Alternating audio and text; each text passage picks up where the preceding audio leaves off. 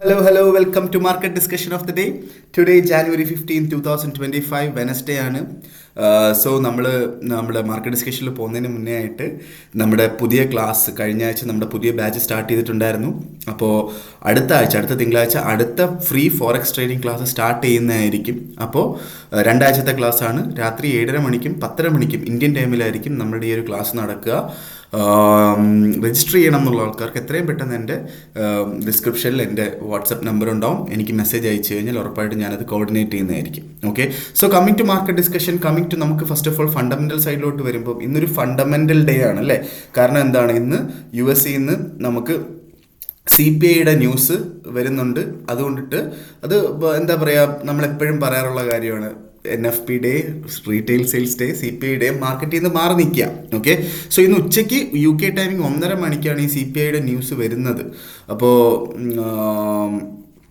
നമുക്ക് 1:30 മണിക്ക് മുന്നേ ആയിട്ട്, അതായത് ഇന്ത്യൻ ടൈം ഒരു 6:30 മണിക്ക് മുന്നേ ആയിട്ട് മാർക്കറ്റിലുള്ള എല്ലാ പൊസിഷൻസിൽ നിന്നും മാറി നിൽക്കുക എന്നുള്ളതാണ് ഏറ്റവും ബെറ്റർ ആയിട്ടുള്ളൊരു കാര്യം. ഓക്കെ, CPIയുടെ ന്യൂസിന് ഫോർകാസ്റ്റോ ആക്ച്വലോ എന്തോ ആയിക്കോട്ടെ, പക്ഷേ മാർക്കറ്റിൽ നിന്ന് മാറി നിൽക്കുന്നതായിരിക്കും ഏറ്റവും ബെറ്റർ ആയിട്ടുള്ള കാര്യം. ഓൾറെഡി നമുക്കിപ്പം ഒരു ന്യൂസ് വന്നിട്ടുണ്ടായിരുന്നു. UK ടൈമിംഗ് 7 മണിക്ക്, ഇന്ത്യൻ ടൈമിംഗ് 12:30 മണിയെന്നാണ് എൻ്റെ ഒരു വിശ്വാസം. ഓൾറെഡി കഴിഞ്ഞൊരു ന്യൂസ് ഉണ്ടായിരുന്നു, അതും CPI ആണ് UK എന്ന്. ഓക്കെ, അതിൻ്റെ ന്യൂസ് ഓൾമോസ്റ്റ് നമുക്ക് GBP കുറച്ച് നല്ലൊരു GBPയെ സംബന്ധിച്ചിടത്തോളം നല്ലൊരു ന്യൂസാണ് വന്നത്. അതുകൊണ്ടാണ് പെട്ടെന്ന് മാർക്കറ്റ് കണ്ടാൽ നിങ്ങൾ ശ്രദ്ധിക്കുക, പെട്ടെന്നൊരു ക്യാൻഡിൽ മുകളിലോട്ട് പോയിട്ട് പിന്നീട് താഴോട്ട് വന്നു എന്നുള്ളൊരു കാര്യം നിങ്ങൾക്ക് ശ്രദ്ധിക്കാൻ പറ്റും.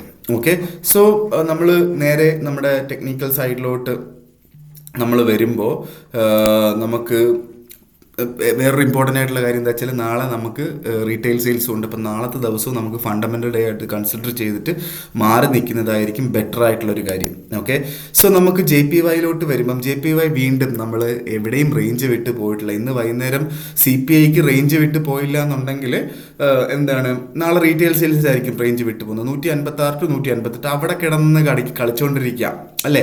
സോ 158നും 156ൻ്റെ അവിടെ വെച്ചിട്ട് നമുക്ക് ഒരുപാട് ഓപ്പർച്യൂണിറ്റി JPY തന്നു. ഇനിയിപ്പം ഈ ഒരു റേഞ്ച് നിലനിൽക്കുമോ എന്നുള്ള കാര്യത്തിനകത്ത് എനിക്ക് നല്ല ഡൗട്ടുണ്ട്.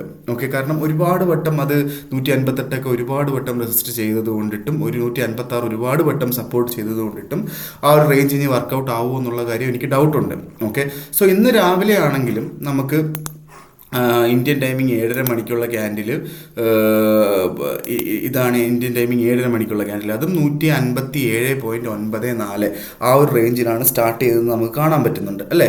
അപ്പോൾ നമുക്കത് ആ ഒരു സമയത്ത് നമ്മൾ സെല്ല് ചെയ്തിട്ടുള്ള ആൾക്കാർക്ക് ഓൾമോസ്റ്റ് ഒരു 150 പിപ്പിൻ്റെ മൂവ്മെൻറ്റ് ആണ് ഇന്ന് രാവിലെ കിട്ടിയിട്ടുള്ളത്. 156.60 ആ ഒരു ലെവൽ വരെ മാർക്കറ്റ് വന്നിട്ടുണ്ട്. ഒരു 140 പിപ്പിൻ്റെ മൂവ്മെൻറ്റ് നമുക്ക് JPYയിൽ തന്നിട്ടുണ്ട് എന്നുള്ളതാണ് ഇന്ന് രാവിലെ തന്നെ.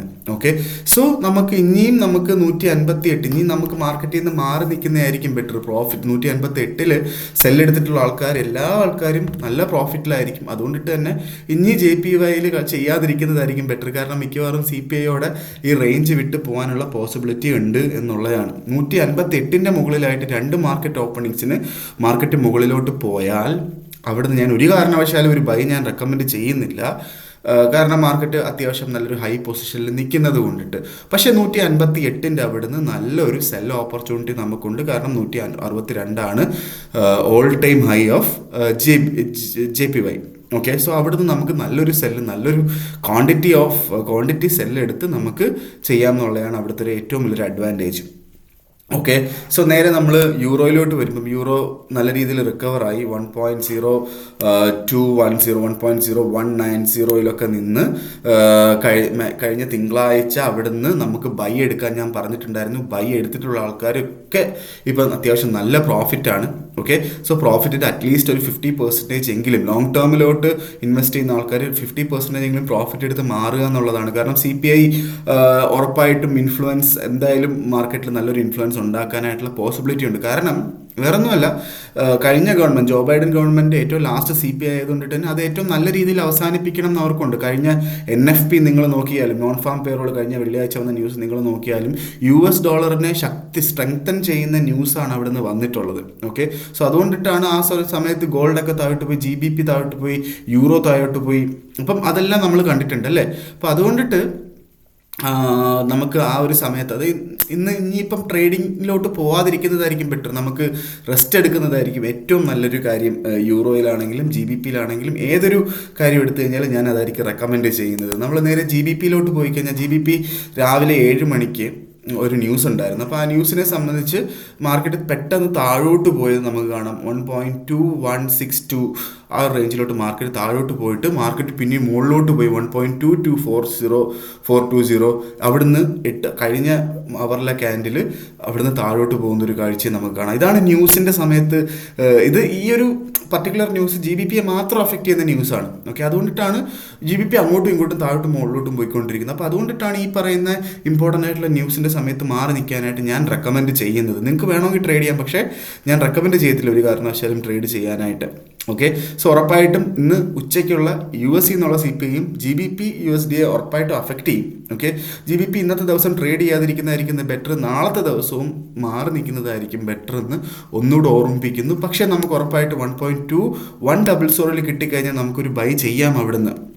കാരണം മാർക്കറ്റ് അത്രയും ലോ ലെവലിൽ നിൽക്കുന്നത് കൊണ്ടിട്ട് അവിടുന്ന് മാക്സിമം ഒരു 100 പിപ്പും കൂടെ താഴോട്ട് പോകാനുള്ള പോസിബിലിറ്റി ഉള്ളൂ. 1.2000 ആ ഒരു റേഞ്ച് വരെ പോകാനുള്ള പോസിബിലിറ്റി ഞാൻ കാണുന്നുള്ളൂ. അതുകൊണ്ടിട്ട് അവിടുന്ന് വേണമെങ്കിൽ ബൈ ചെയ്തുകൊണ്ട് സ്റ്റാർട്ട് ചെയ്യാം GBP.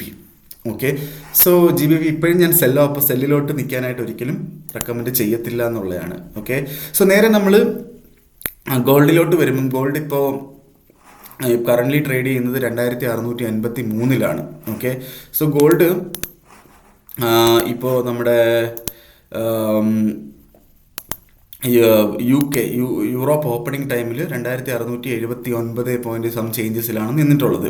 ഓക്കെ, സോ ഇവിടുന്ന് 2680 മുകളിലായിട്ട് ഞാൻ ബൈ ചെയ്യാൻ ഒരിക്കലും പറയത്തില്ല. കാരണം 2690 ഒരു മേജർ റെസിസ്റ്റൻസ് ആയതുകൊണ്ടിട്ട് അവിടുന്ന് താഴോട്ട് പോകാനായിട്ടുള്ള, അതായത് ന്യൂസ് വരെ അവിടുന്ന് ആ ഒരു റേഞ്ചിൽ 2660 to 2690 ആ ഒരു റേഞ്ചിൽ കിടന്ന് കളിക്കാനുള്ള പോസിബിലിറ്റി ഉള്ളൂ. ന്യൂസ് കഴിയുമ്പോൾ എനിക്കറിയില്ല. അതുകൊണ്ടിട്ട് തന്നെ 2680 നിൽക്കുന്നതുകൊണ്ട് ഇട്ടിട്ട് തന്നെ ഞാൻ ഒരിക്കലും ഒരു സെല്ലോ ബൈയോ ഒന്നും ഞാൻ റെക്കമെൻഡ് ചെയ്യുന്നില്ല. തൽക്കാലം മാറി നിൽക്കുന്നത് തന്നെയായിരിക്കും ബെറ്റർ. കാരണം ഇന്നലെ നമ്മൾ പറഞ്ഞിട്ടുണ്ടായിരുന്നു, ഇന്നലെ നമുക്ക് 2660 അവിടെ വെച്ച് ബൈ ചെയ്യാനായിട്ട് പറഞ്ഞിട്ടുണ്ടായിരുന്നു. അപ്പോൾ 2662 അവിടെ നമുക്ക് ബോഡി ഫോം ചെയ്തിട്ടുണ്ട് അല്ലേ. അവിടുന്ന് ബൈ ചെയ്തിട്ടുള്ള ആൾക്കാർക്ക് ഓൾമോസ്റ്റ് ഇപ്പോൾ ഒരു 200 പിപ്പിന് മുകളിലായിട്ട് പ്രോഫിറ്റ് കിട്ടിയിട്ടുണ്ട്. അപ്പോൾ ആ പ്രോഫിറ്റ് എൻജോയ് ചെയ്യുക എന്നുള്ളതാണ് എനിക്ക് പറയാനായിട്ടുള്ളത്. അല്ലാതെ നമ്മൾ പുതിയൊരു ട്രേഡ് എടുക്കാനായിട്ട് ഞാൻ ഒരു കാരണവശാലും റെക്കമെൻഡ് ചെയ്യുന്നില്ല എന്നുള്ളതാണ് അതിനകത്തുള്ളൊരു കാര്യം. നമ്മുടെ ഗോൾഡിനെ സംബന്ധിച്ചിടത്തോളം ഞാൻ റെക്കമെൻഡ് ചെയ്യുന്നത്. ഓക്കെ, സോ ഉറപ്പായിട്ട് നമുക്ക് ഇന്നത്തെ ദിവസം കഴിഞ്ഞ് ഇത് CPIയോടെ ഇത് ബ്രേക്ക് ചെയ്ത് മുകളിലോട്ടാണ് പോകുന്നതെന്നുണ്ടെങ്കിൽ 2700 ബ്രേക്ക് ചെയ്ത് മുകളിലോട്ട് പോകണമെങ്കിൽ ഉറപ്പായിട്ട് 2730 വരെ മാർക്കറ്റ് പോകാനുള്ള പോസിബിലിറ്റി എല്ലാം തുറന്ന് വെച്ചിട്ടായിരിക്കും പോകുന്നത്. കാരണം ഗോൾഡ് ഒരു അപ് ട്രെൻഡ് ആയിട്ടുള്ളൊരു മാർക്കറ്റാണ്. അപ്പം സീസ് ഫയർ എന്ന് പറയുന്നൊരു സമാധാന ചർച്ച നമ്മുടെ എവിടെയാണ്, നമ്മുടെ ഖത്തറിൽ നടക്കുന്നത് കൊണ്ടിട്ട് ആണ് ആക്ച്വലി ഇപ്പോൾ ഈ മാർക്കറ്റ് ഇവിടെ ഒരു എന്താ പറയുക ഇവിടെ പിടിച്ച് നിൽക്കുന്നത്. ഇല്ലെങ്കിൽ മാർക്കറ്റ് ഉറപ്പായിട്ട് മുകളിലോട്ട് പോകേണ്ട എല്ലാ പോസിബിലിറ്റിയും ഉണ്ട്. അത് മാത്രമല്ല ലോസ് ഏഞ്ചൽസിൽ നടന്ന ഫയറിൻ്റെ കാര്യം, അതിനകത്ത് എത്രമാത്രം നാശനഷ്ടം ഉണ്ടായി എന്നൊന്നും ഒരു എസ്റ്റിമേഷനും ഉണ്ടായിട്ടില്ല. അത് അടുത്ത വീക്കിലായിരിക്കും അതിൻ്റെ എസ്റ്റിമേഷനും അതിൻ്റെ കാര്യങ്ങളും എത്രമാത്രം നാശനഷ്ടങ്ങൾ ഉണ്ടായിട്ടുണ്ടെന്നും അത് പിന്നീട് മാർക്കറ്റിനെ അഫക്റ്റ് ചെയ്യുന്നതൊക്കെ അടുത്ത വീക്കിലായിരിക്കും നമുക്ക് കാണാൻ പറ്റുക. ഓക്കെ, അതിൻ്റെ കൂടെ തന്നെ സീസ് ഫയറിൻ്റെ ന്യൂസ് വന്നു കഴിഞ്ഞാൽ മാർക്കറ്റ് ഒറ്റയടിക്ക് താഴോട്ട് പോകാനുള്ള പോസിബിലിറ്റി ഉണ്ട്. എല്ലാ പോസിബിലിറ്റിയും ഉണ്ട് സീസ് ഫയർ നടക്കാനായിട്ട്. കാരണം ഒന്നുമില്ല അവിടെ ജീവൻ മാത്രമേ ഉള്ളൂ, ജീവിതം ഒന്നും ഉണ്ടാവുമോ എന്നുള്ള കാര്യം പോലും നമുക്കറിയില്ല അല്ലേ. സോ അതുകൊണ്ടിട്ട് എന്താ പറയുക, ഉറപ്പായിട്ടും ഒരു സീസ് ഫയറിന് അവർ സമ്മതിച്ചേ പറ്റത്തുള്ളൂ എന്നുള്ളതാണ് അവിടുത്തെ അവസ്ഥ. അതേപോലെ തന്നെ ഡൊണാൾഡ് ട്രംപ് വരുമ്പോൾ എന്താ പറയുക, അടുത്ത തിങ്കളാഴ്ച വളരെ ഇമ്പോർട്ടൻ്റ് ആയിട്ടുള്ള ദിവസമാണ്. കാരണം 20-ാം തീയതിയാണ് Donald Trump officially US president സ്ഥാനം ഏറ്റെടുക്കുന്ന ദിവസം കൂടെയാണ് ജനുവരി 20-ാം തീയതി. അന്നത്തെ ദിവസം എന്തൊക്കെ സംഭവിക്കുമെന്നോ അല്ലെങ്കിൽ അടുത്ത ആഴ്ച അവരുടെ അഡ്മിനിസ്ട്രേറ്റീവ് ടീം എന്തൊക്കെയാണ് എന്താ പറയുക ന്യൂസുകൾ എന്തൊക്കെയാണ്, പ്രസംഗങ്ങളൊക്കെ എന്തൊക്കെയാണ് നടക്കാൻ പോകുന്നതെന്നൊന്നും ഉള്ള കാര്യങ്ങൾ നമുക്കറിയില്ല അല്ലേ. അതേപോലെ പല രാജ്യങ്ങളിൽ താരിഫ് ഏർപ്പെടുത്തുന്ന കാര്യങ്ങളൊക്കെ ഗോൾഡിനെ മുകളിലോട്ട് കൊണ്ടുപോകും. അതിൻ്റെ കൂടെ പനാമ കനാൽ അതേപോലെ കാനഡയൊക്കെ US-ൻ്റെ ഭാഗമാണ് എന്ന് പറഞ്ഞ സ്പീച്ചുകളൊക്കെ നമ്മുടെ ഡൊണാൾഡ് ട്രംപിൻ്റെ ഭാഗത്തു നിന്ന് ഉണ്ടായത് കൊണ്ടിട്ട് എന്ത് വേണമെങ്കിലും സംഭവിക്കാം. അൺസർട്ടൺ സിറ്റുവേഷനാണ്. ഗോൾഡ് മുകളിലോട്ട് പോകാനുള്ള പോസിബിലിറ്റിയാണ് കൂടുതൽ. അപ് ട്രെൻഡാണ്. ഓക്കെ. സോ അതുകൊണ്ടിട്ട് സെല്ല് ഞാൻ ഒരിക്കലും റെക്കമെൻഡും ചെയ്യുന്നില്ല ഗോൾഡിൽ. പക്ഷേ സീസ് ഫയർ വന്നു കഴിഞ്ഞാൽ ഒറ്റയടിക്ക് മാർക്കറ്റ് താഴോട്ട് പോവുകയും ചെയ്യും. ഇതാണ് അവസ്ഥ. അപ്പം നിങ്ങൾ തീരുമാനിക്കുക മാർക്കറ്റിൽ ട്രേഡ് ചെയ്യണോ വേണ്ടേ എന്നുള്ള കാര്യം. പക്ഷെ വേറെ നല്ല ഒരുപാട് ഇപ്പം നമുക്ക് JPY ട്രേഡ് ചെയ്യാം, GBP ട്രേഡ് ചെയ്യാം. അങ്ങനെ നല്ല യൂറോയിൽ ട്രേഡ് ചെയ്യാൻ ഞാൻ ഒരിക്കലും പറയത്തില്ല, കാരണം യൂറോ ഒരു അൺസർട്ടൺ സിറ്റുവേഷനിലാണ്.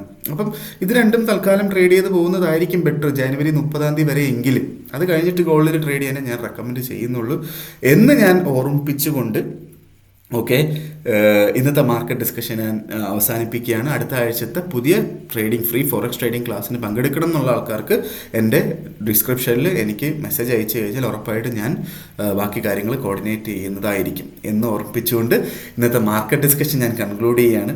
ഓക്കെ. സോ മാർക്കറ്റ് ഡിസ്കഷനായിട്ട് നമുക്ക് നാളെ കാണുന്നത് വരെ ഗുഡ് ബൈ.